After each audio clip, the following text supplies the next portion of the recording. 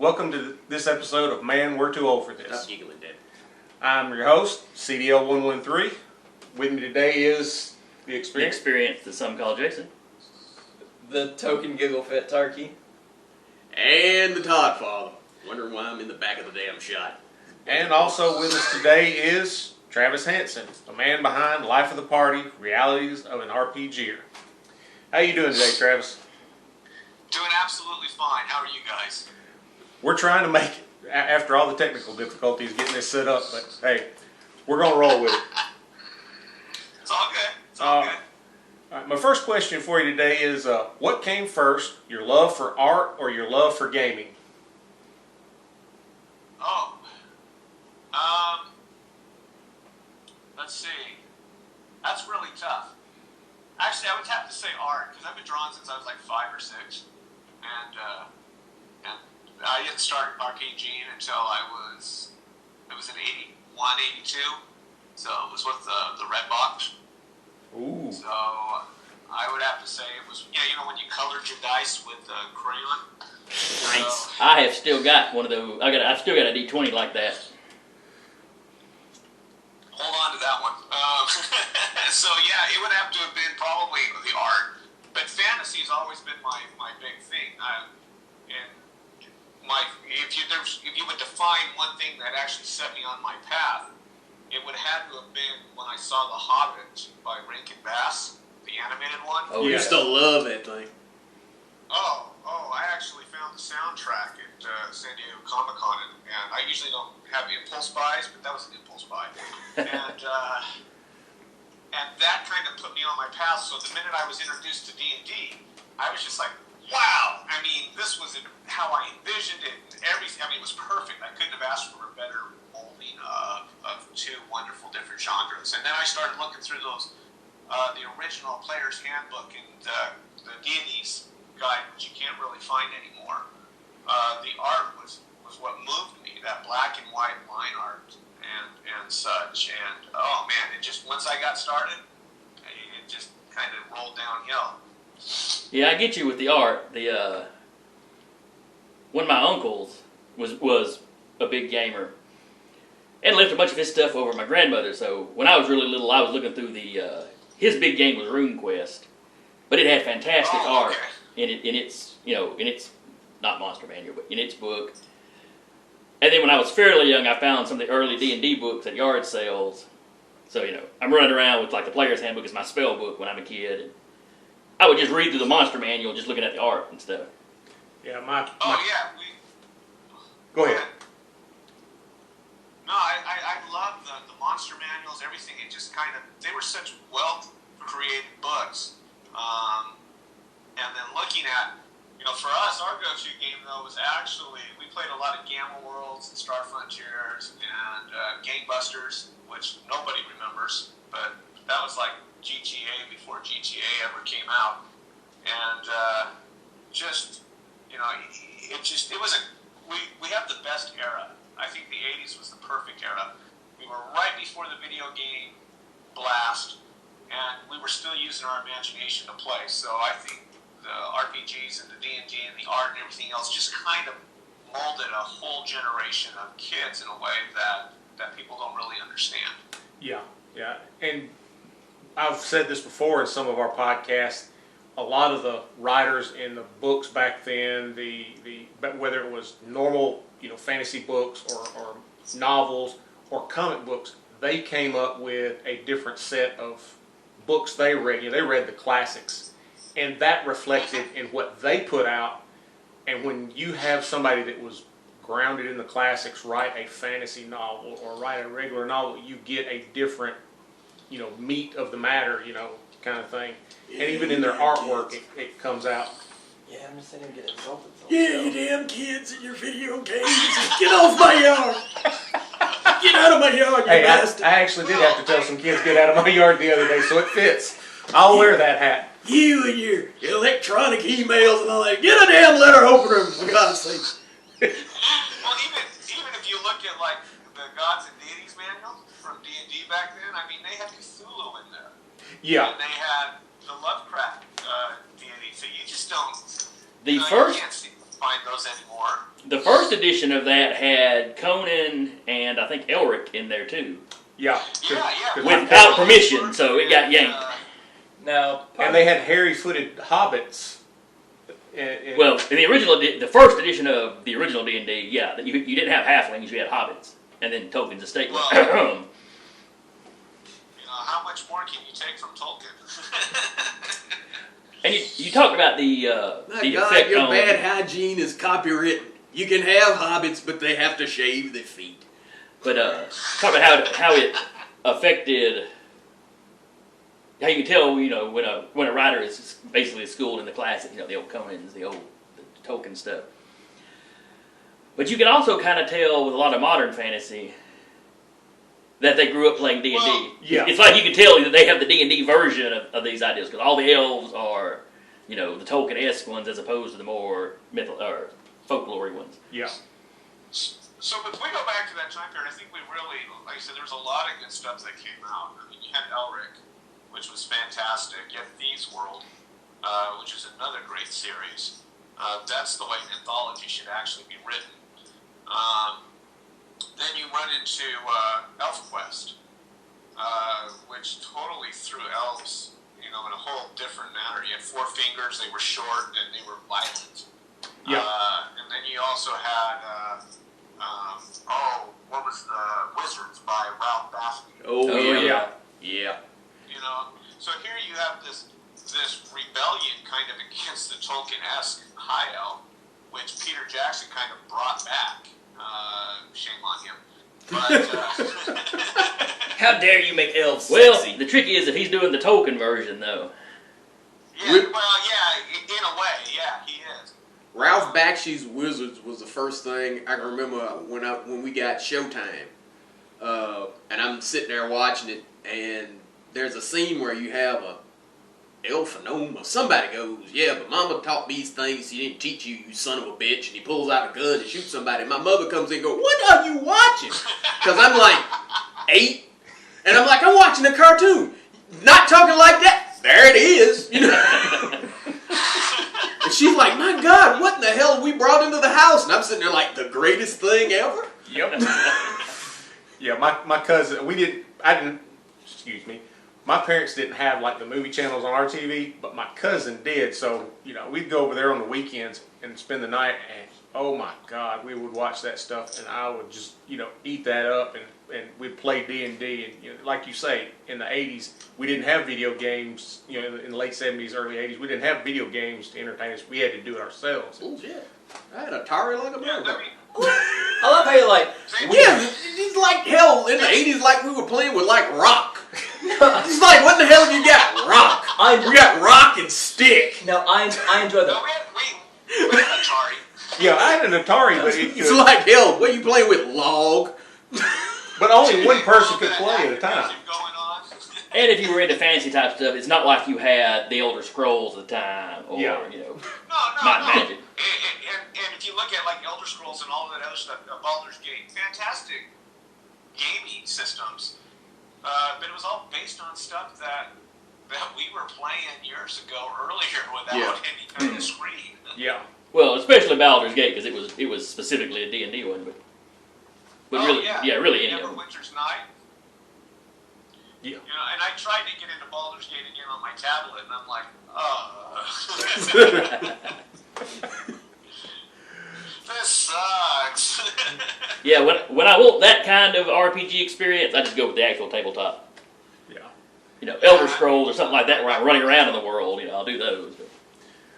All right. And honestly, I'm a huge fan of the percentage tabletop games where you only have the 2 10-sided dice. I found those to be sometimes quicker to get into and Well, a lot more freedom. You mentioned Elric, which I think was one of those.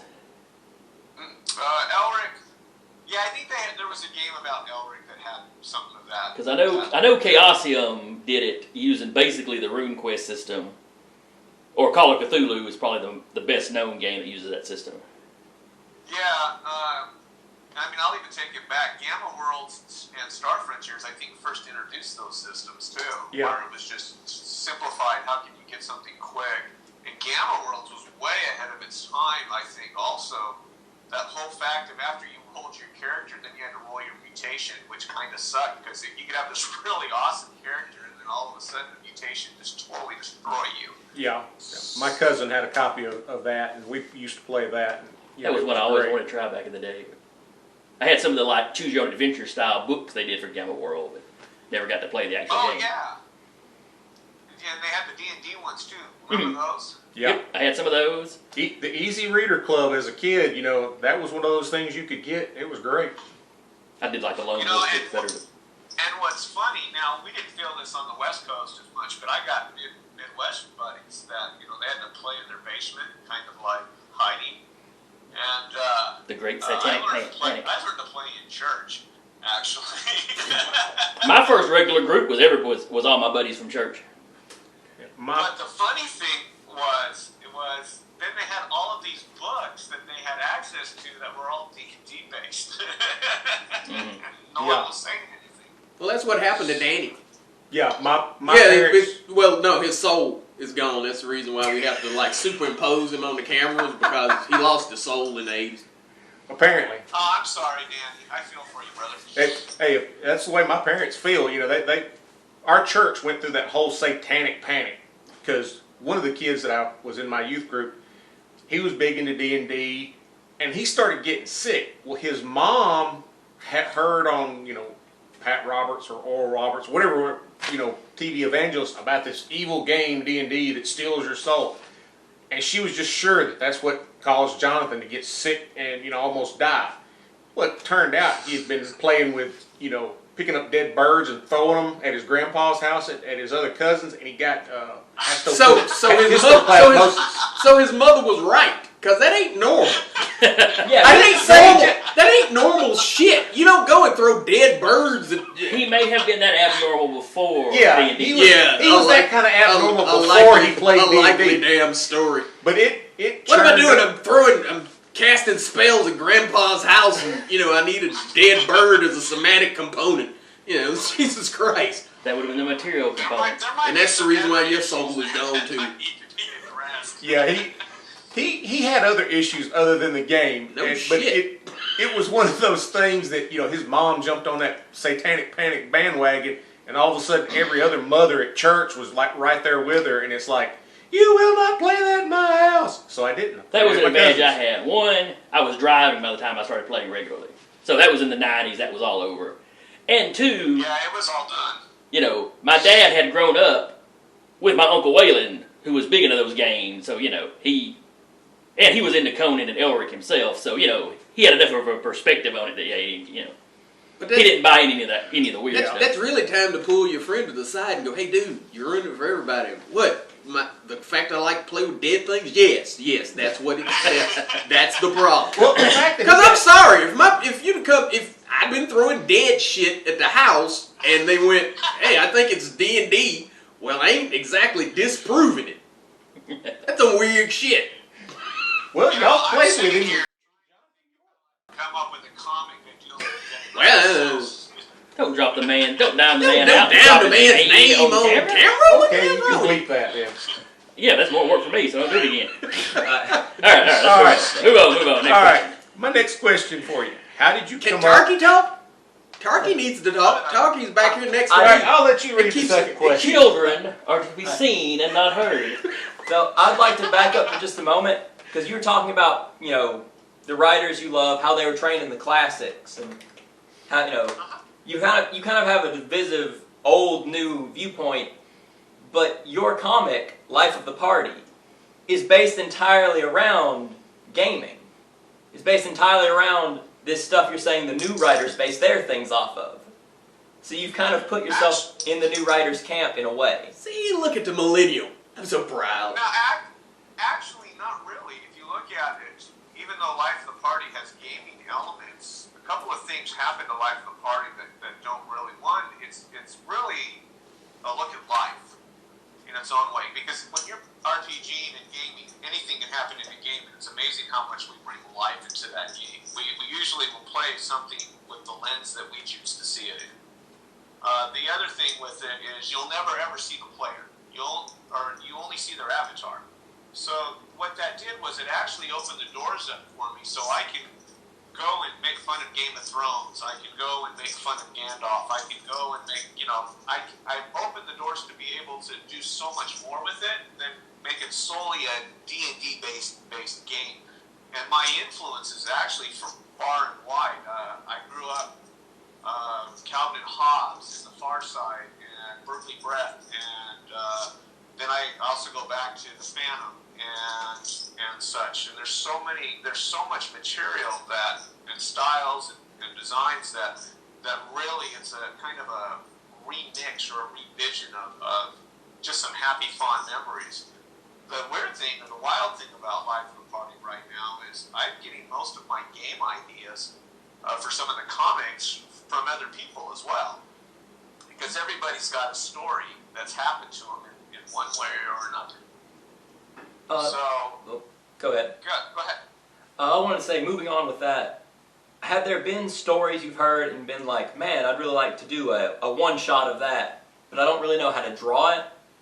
Have you had a moment where you're like, I kind of need to draw this in 6 pages instead of... I have those, and they're kind of put away because I want to do some of those. I like having the one-shot panel of just a glimpse of something, but trust me, I'm a storyteller. I did a fantasy comic called The Being years ago that was nominated for an Eisner. Oh, nice. Oh, wow. It started as an old D&D game that we used to play, and it just morphed into this great story. My passion is finding somewhere in between. The problem with webcomics is once you have those long stories, people lose interest really quickly. We live in a day and age that I got to see it now and I got to move on. The longer stories really work better for like a trade paperback kind of thing. Exactly. So having the single day panels works really great for the person that doesn't have a lot of time. But if they want to invest, well, that's a whole different story. And most people, I'm learning now, would rather invest in something in their lap that they can read and not scroll through 800 ongoing series comic pages. Well, and I think that's a struggle that creators find as well. I was going to ask you, do you have a favorite character from like the Life of the Party or any other series that you've done that just it's you putting yourself out there on the thing, or it's just a character from somebody you know? You're not supposed to have a favorite child, but you probably do. Who's your favorite child? Well, I have 5 kids actually, so I'm really careful on how I answer that. Anyway, Good answer. Good answer. It's usually the one that's taking care of me at the moment. So, Nice. I look at it like I'm playing the lottery. Out of the 5, one will be rich, and hopefully that'll be the one that still likes me. So he has a pimp mentality. That's literally a pimp mentality. It's like, all right, which one of you is out here making me the most money? Then you're my favorite of the week. You don't get the hanger. The rest of you snap it up. I'm looking towards the future. That's how I explain it. Damn right.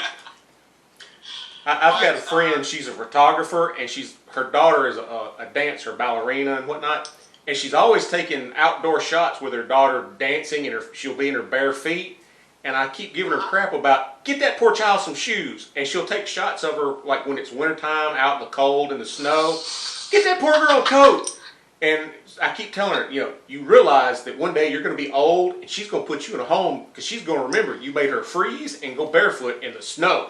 And not only that, she's going to take away her socks. Yeah. Yeah. Because I know that's what I would do. But, I know that's horrible. No, it fits right in. Yep. You would fit right in with our group. No problems. My dad didn't let me grow past 5'11" because I wouldn't agree to play professional basketball for him. He would walk past me and push down on my head.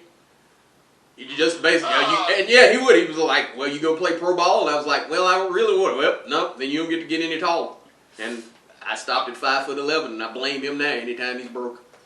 So yeah, I could have been. My dad, my old man was an Idaho farmer. Hard-working guy. His hands are all rough and tired and strong. And what do I tell him when I'm a teen? Hey, I want to be an artist. That didn't go over too well. And now I'm his biggest, I don't know, maybe I'm his biggest fan, but it's mine. I'm a huge fan of a big, strong dad. You've made it work for you, so he's fine with it. Yeah. Well, all I know is, man, he can still hit pretty hard, guys. So. Yeah. Old muscle. Yep. And he reminds me too. I go walking down the hall and boom.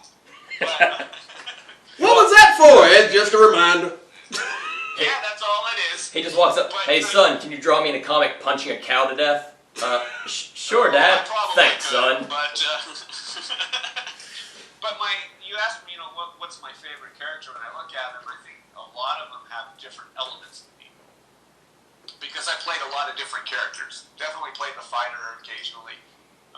The thief or the rogue, or whatever you want to call it. And I'm very neutral, chaotic when I play. Which people go, well, that's impossible, and I go, no, it's really very possible to be neutral, chaotic. It's just a lot more fun. Yeah. You like the craziness, but you don't have to worry about all the responsibility that comes with it. And so it just depends. I find myself creeping into certain characters, but then I've got plenty of other people that I look at and I go, oh yeah, that's you.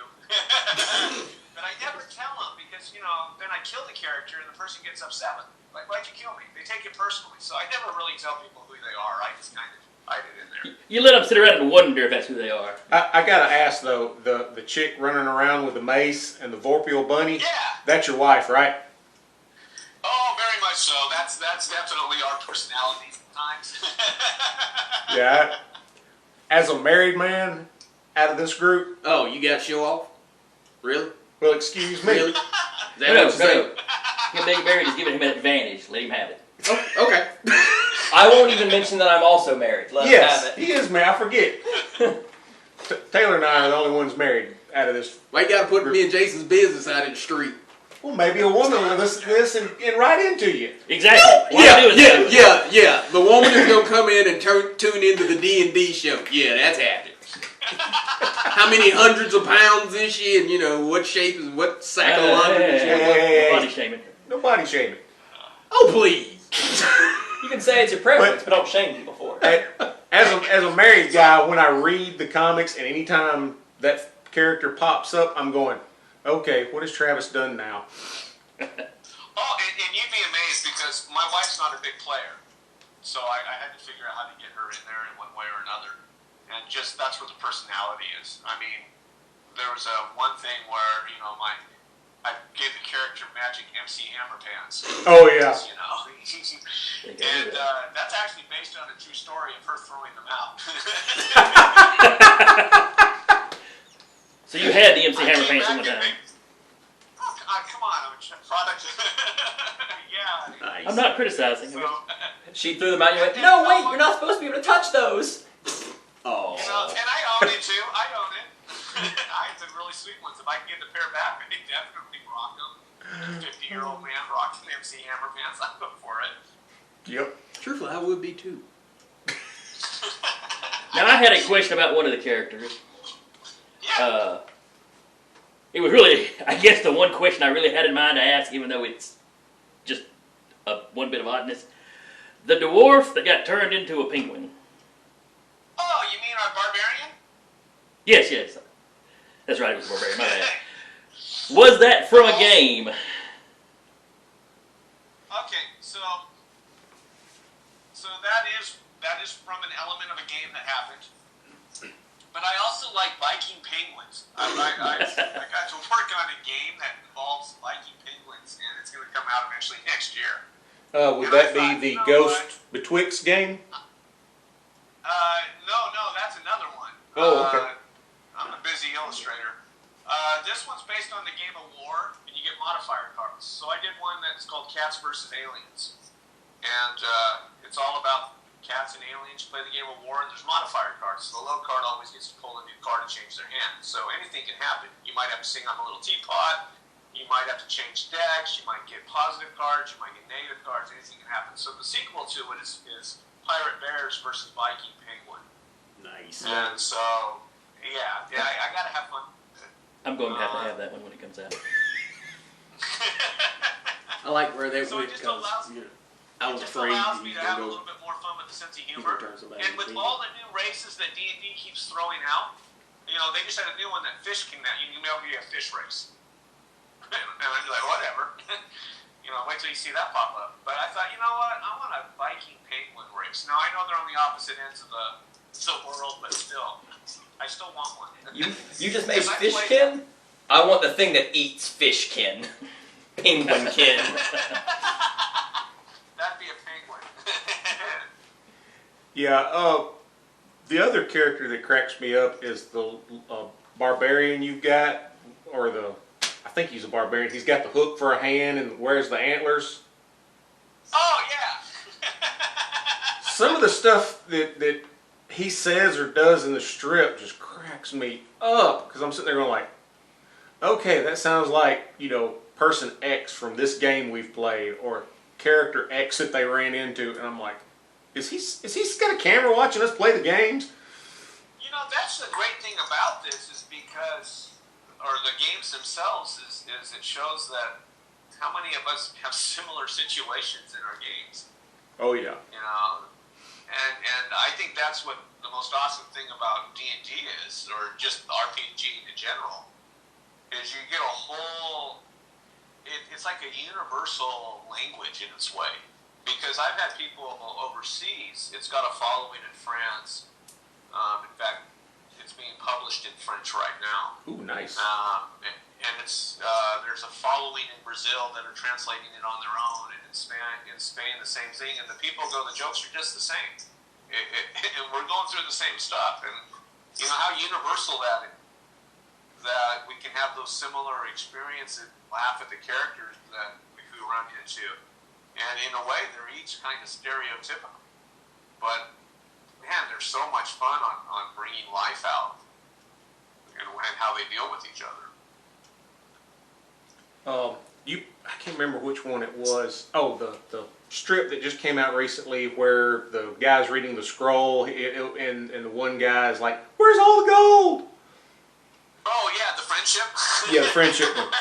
I posted a comment, when I posted it to the Nerd Eternal page, I posted a comment up at the top that said, ask any gamer, and over 50% of, you know, his, life experience and happiness comes from playing a tabletop game. You know, it's like, you can't get that kind of, bond anywhere else that I know of. No, you really can't. And you can't get a diverse bond as well, either. I mean, I still talk to the guys, a couple of them that we used to play when we were 12 and 13. And my family moved quite a bit, so, we still joke. It's kind of like we went to war together. Yeah. Well, before the game group I'm in now, I played with a group that I used to work with. And we were playing the Face Rip Marvel game. Did you ever play that? I tried it once. Okay, Once well, or twice. we played it on the regular because, several of us read comic books, so, we knew the characters. But I'm not in contact with two of the guys anymore, but one of the guys, if I see something on the internet or on Facebook, and I can drop a comment to him in like one sentence mentioning this happened, when this happened in that game, and we will both just be dying laughing because that, like you say, that bond stays no matter the miles. Yeah. That mean I'm stuck with you bastards forever? Yep. We're gonna haunt you. You are. We're gonna Think haunt about how you. old you are. It's not really that much longer. Calm down. I will always remember if you ask me if they're swords. Well, yeah, and there weren't. And I'm still horribly disappointed about that. I'm working with the government now in that game. How the hell you gonna have Power Ranger type characters if you don't have swords? They're getting there. We're poor. You don't buy them, you alien master He's for less them. the Power Rangers and more the teenage alien fighters of Beverly Hills. I know that's right. God, you suck. Who are you? I'm the Salmon Pink Ranger. What? Well, pink was taken. So we had Salmon Pink, woodish brown taupe. All right. I noticed you had posted on your page the Ghost Betwixt game is coming up, and you've been doing some work on it. Tell us about that. It's kind of like a dungeon crawl game. where you are this family in the Midwest, and the game is set up where you build the rooms, or you'll build the maze or the map as you move through it. So the map's always changing, which is really, really cool. They put together a really sweet little twist in there. It's set in the 90s, and the twist I'm not going to ruin, but it actually sets up for some future games that they want to do. And it has a very Midwest kind of feel to it. You know, like that one group of people that are off in one corner that are just a little bit off, if not really off. We all have them. Oh yeah. And so it has this really kind of zombie-ish effect to it, but it's not a zombie game either. So it's like they took lots of different elements and they put it all into one. But you say zombie light without zombies, so it's got kind of that siege feel to it. Not so much a siege feel, but think of, so back in the 60s, you remember when, I don't know, none of us remember when Dawn of the Dead came out, but what was the first one? Night of the Living Dead. Night of the Living Dead. Night of the Living Dead. Night of the Living Dead. But it wasn't a massive siege. There were bodies and stuff moving around, and this kind of has that same feel as there's different monsters in different rooms that will show up, or different things that you will have to deal with. So it's not a full siege yet, but it's the beginning stages of crazy. It's still the problem you have to barricade out. Yeah, you're Well, you're in there a with different question. You got to hunt down a missing family. Oh, Okay. So you got to go in. You're not barricading out. You're going in. So you're basically the aggressor. This game has a different circumstance in my life where I'd go, oh, a family member went in. All right, I'll be at your funeral. That's more in the wheel for me.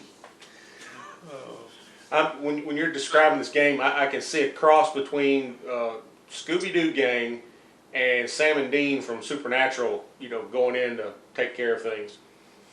Yeah, kind of have that vibe. Definitely so on that one. Okay. Alabama, the game. They do like the rest of my family. When we moved to Alabama, my grandmother said, "Well, I'm done visiting you." I mean, that was just it. You went where? Yeah, we were just talking on the phone. That's funny. So, here's the question. All right. The emotions that you put into the characters in your art. Oh, Dead Space. Okay. Calm down. Yeah. Where do you draw Experience from that? experience from that? I was trying to figure out how to phrase the question. Well, I take that from life itself. We watch. Straight from the tap. Yeah, you just kind of sit in a game for 4 hours with somebody and watch them unhinged during the game. It's pretty easy to go, all right, write that down. Yeah. Especially when you roll it once all night long, or you're playing with my brother who's 11, 12 years younger than I am. That guy can't bat to save his life, so it ticks me off. Here's a dice tower. You have to use this from now on. We enforce the dice tower rule. So do any of your players, or any of the people you play with, do they ever look up and catch you sketching them from across the table? No, not anymore. I haven't been able to play for a little bit this last year. There's just a lot going on. But I always keep my phone with me, and if I hear something, or I see something, or something comes out, I just write it down as one sentence. and then it just kind of morphs into what it is. But I gotta admit, one of the best games I ever played, my older kids who are not living at home, they've actually started their own D&D groups up at college, all three of them. Nice. 2 of them have. And they invited, they said, well, Dad, can we play? And I said, sure. And they go, would you DM? And I go, well, it's been a while, but I'll do it. They had 8 or 9 kids come over, and they were all from a theater class, 2 dressed up, And it was like herding cats the whole night, but it was the best game I ever played. Yeah. Because they were new and they were young and they were like, this is awesome. And when I DM my own stuff, like I had these goblins hide behind this door, and I was going to have them burst through the doors and catch them because they were afraid to go through the tunnel. So new players, they're timid because everybody, like, you're going to die. And they're all freaking out anyways, and so I figured these goblins were going to come through this door and just start attacking because it was starting to draw out. And I'm like, I got to put some action in this. And I rolled 3 times in a row. Ooh. And so all I said was, if you hear a loud thump in the door next to you, you decide what you want to do. Hear the thump 2 more times. Yes. So, I owned it. Anybody who's ran a game has those moments. Jason just got through running a D&D campaign that we were playing, and we started at level 1 and finished at level 20.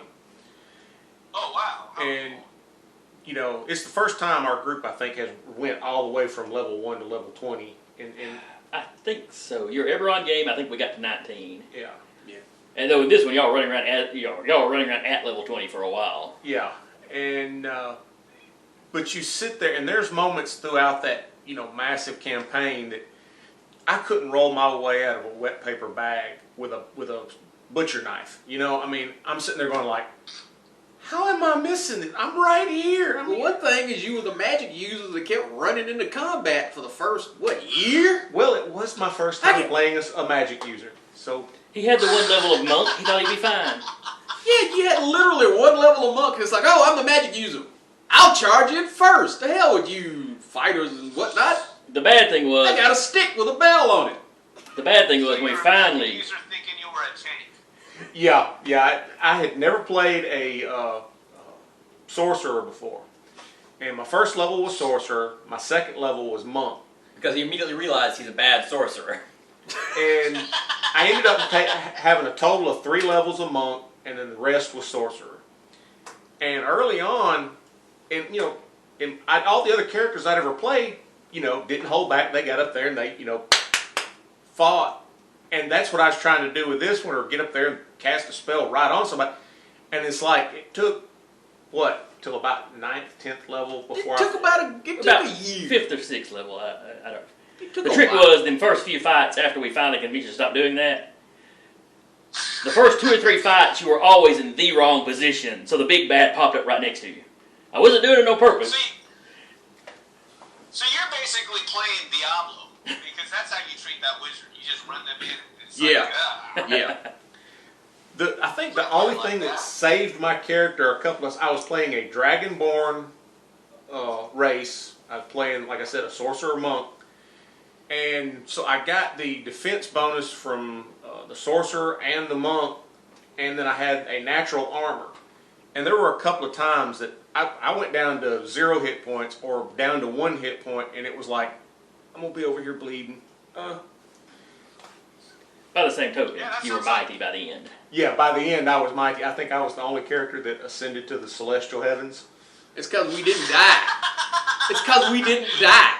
Yes, you were welcomed into the Chinese celestial Jade heavens. bureaucracy or whatever they did. Oh, you notice how you took I died and went to heaven? You know what? I'm the only one that went to heaven. You're the only one that died.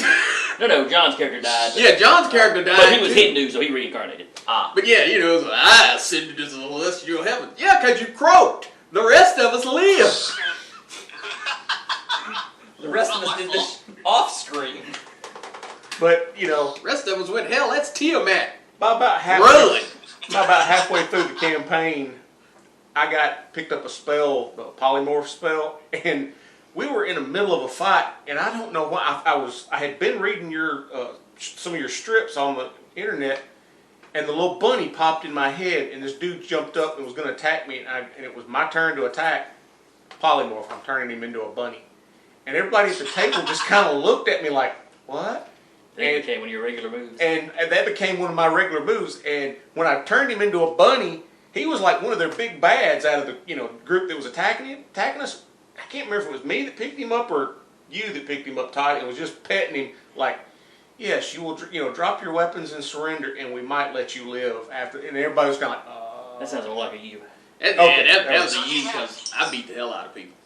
A lot. He had the big friggin' teeth, didn't he? yeah. But yeah, Oh, Todd's that's awesome. character was I was a lawful good monk. I was monk from 1 to 20. yeah. I was magic. You were an Egyptian, weren't you?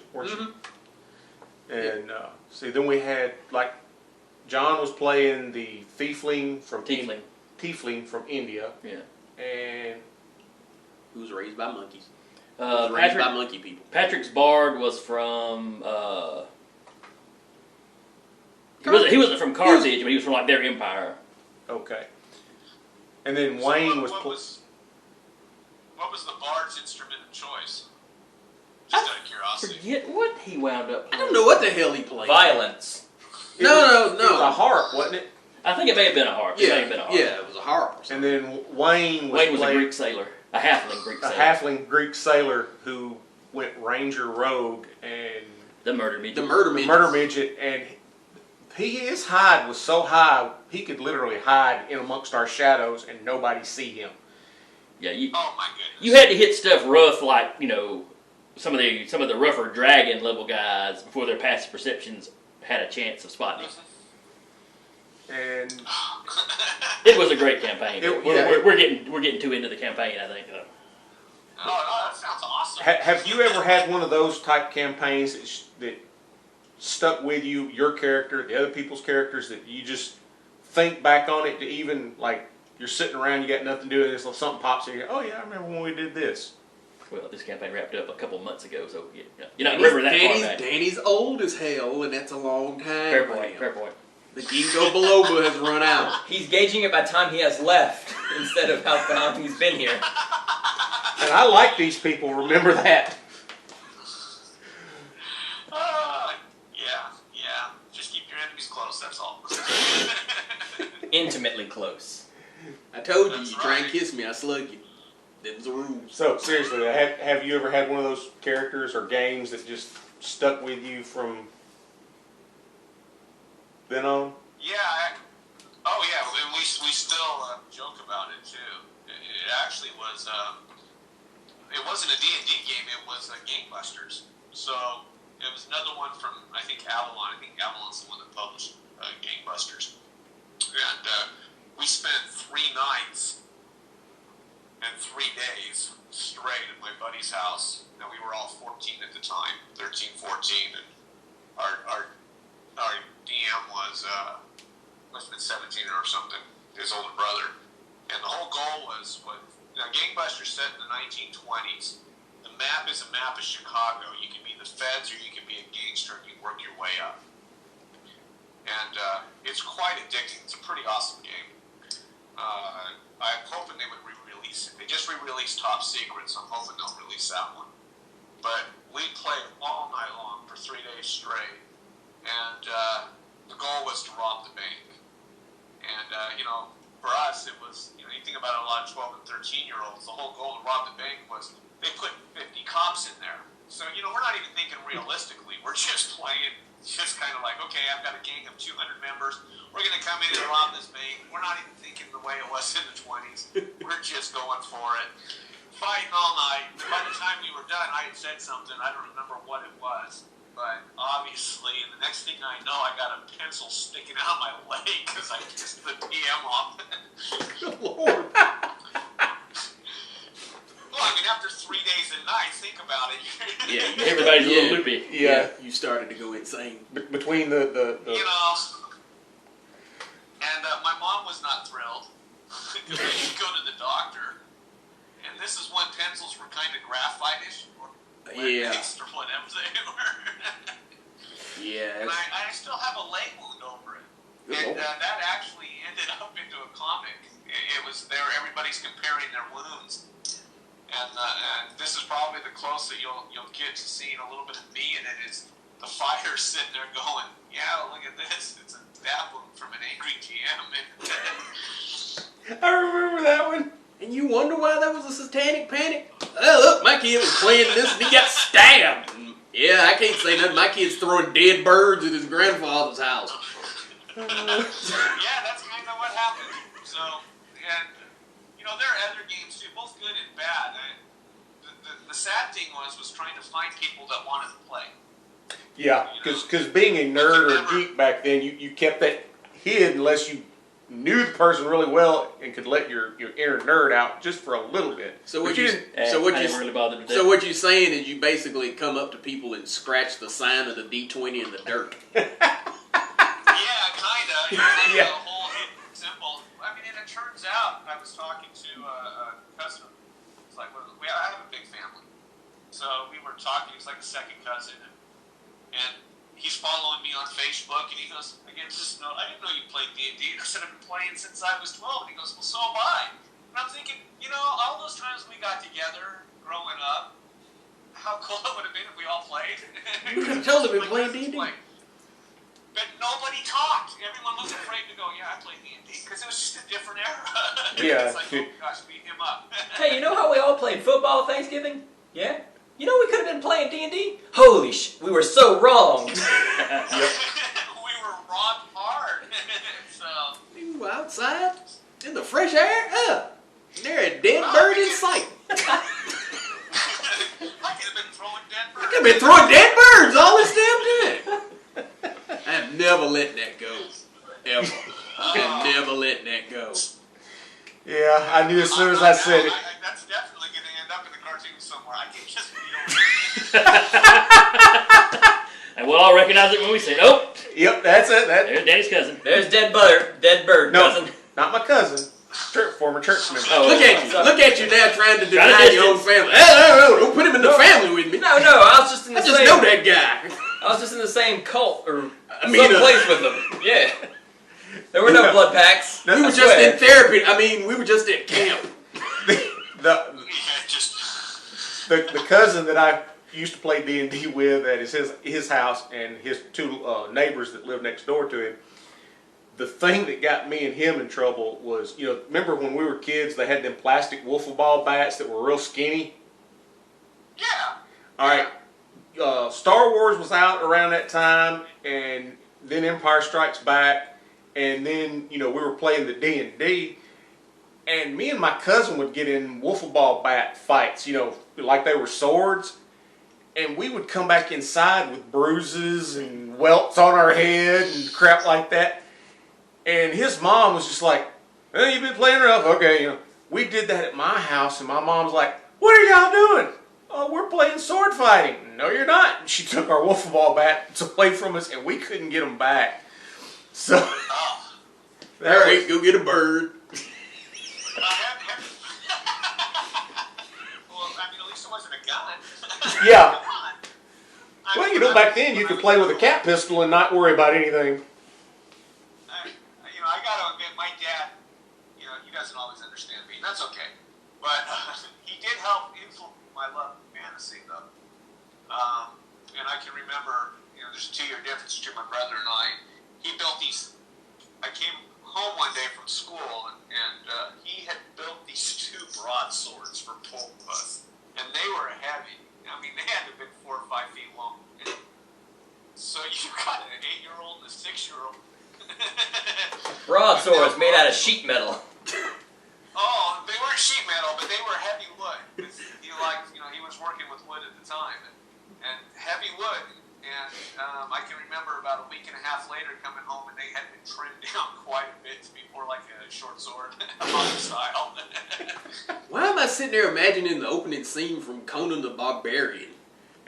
This is what's best in it. You can't trust women, you can't trust beasts, but this you can trust. Now go hit your brother.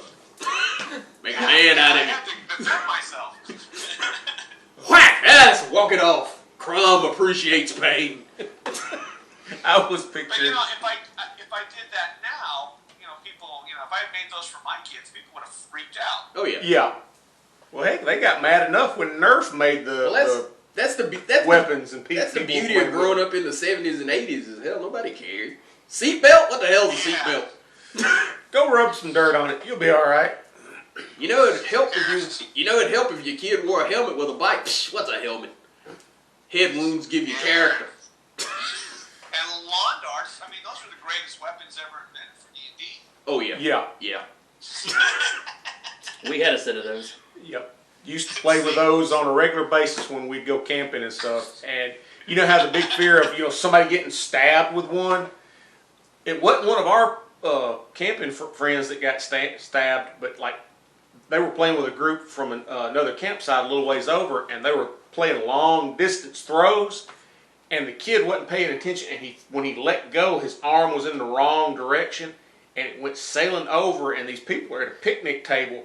And the guy, he's sitting there, got his arm on the table, and he's got a cup up in the other hand. The lawn dart went right into the cup and then pinned the cup and his hand down to the picnic table.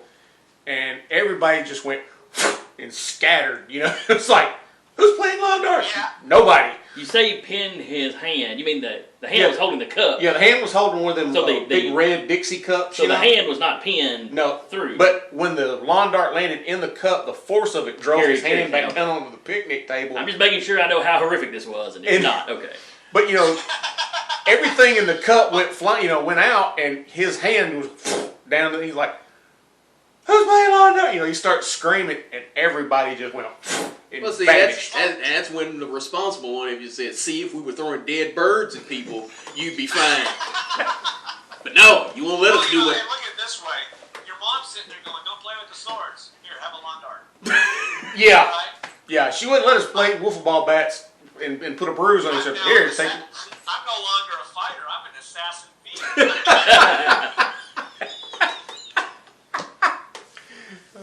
The 70s were all about, survival of the fittest. All right. Oh, heck yeah. Can you do this and survive? That you have earned the right to breed. Well, And it was awesome. Yeah, because I can literally remember my father letting me drive on the highway sitting in between his legs. And I was like all Yeah, of you maybe were what? 6. Yeah, I was like 6. I really shouldn't have had control of that damn car. No Sitting seatbelt. in the back of the window, laying there on the freeway, waving at people behind you. Yep. Yep. Trying to get the driver behind you to flip you off. Or trying to get the 18-wheelers to honk the horn. Yeah, that used to be my thing. yeah. But, it's a different time. And you look at it now, I'm really glad D&D's made a huge comeback. Mm-hmm. Yeah. In some of the fantasy games. I really do. It's nice being able to come out in the open and go, yeah, I played. The stigma is gone, basically. I'm sure when Yeah, you're but then I got friends that come out and go, yeah, I played. And I go, no, you didn't. You were the one beating us up. Where do you think I learned? I kept rolling 20s. You Yeah, kept well, rolling 3s on your high check. My height check sucked. Yeah, mine too. So, It's all right. well, we appreciate you doing this for us today, Travis. Oh, no problem at all, man. I really do enjoy it. Yeah, it was a lot of fun. So, I've been your host, CDO 113. Oh, you forgot something. What? Travis, anything you got going on? Anything you want people to know about before we get off here? Pimp yourself out. Yeah. Shameless So I got self-promotion, man. One, I do a Patreon each month. I do new maps and monsters that you can customize yourself for whatever game system that you're playing.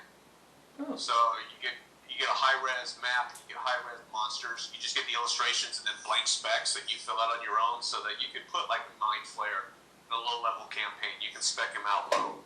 Oh, nice. Whatever. The other thing is, I just finished a monster manual. This is my second monster manual for this company. It's for 5th edition, and it's all about the underworld. And we've been taking these monster manuals. We're gonna do one. They've got 2 more they want me to do. I did 110 monsters in it, and what they do is they actually combine there's a common element that runs through the entire manual. So it's not like a bunch of loose monsters put together. It's a theme. You can actually It's a build- theme. You could build a campaign off of it. That's the cool thing about it. It does sound neat. And this one's rather creepy, so I'm pretty excited about how it's coming out. Other than that, nothing other major. I'll probably do another book for Life of the Party beginning of next year. I have to finish this one off right now. So, any of my fans here, I'm still working on your Kickstarter stuff. but other than that, just enjoy the comic. I have a fun time with it, but I don't see me stopping anytime soon. Well, I hope you don't, because I really enjoy it. Each day when they pop up on the page, it cracks me up. Well, and you did ask an earlier question, to hit that real quickly. You asked me about what happens when you get a longer storyline. And the neat thing about comics is they always had Sunday comics, which were storylines. So I'm looking at creating a couple of those to get some more of the game in element. So we'll be hopefully debuting that probably December. Okay. Looking forward to it. All right. Well, Thanks for making me feel one of you guys. I really enjoyed it. Oh, thanks for being on. we appreciate you being on. And Anytime. all right. Well, I've been the host, CDO113. With me today has been The experience some call Jason. The token glad for seatbelt Starkey. You damn child. And the Todd father, I'm going to find me a dead bird shit. and I'm going to have a sack of them fuckers. I'm throwing them at everybody. and Wait till Halloween. That's what you're getting. Trick or treat. Here's a dead bird, kid. Go throw it at somebody. It's Oh, good what for nice you. costumes. Here, let me get your trick. That's a public service announcement. Don't throw dead birds. The hell with that. Throw them.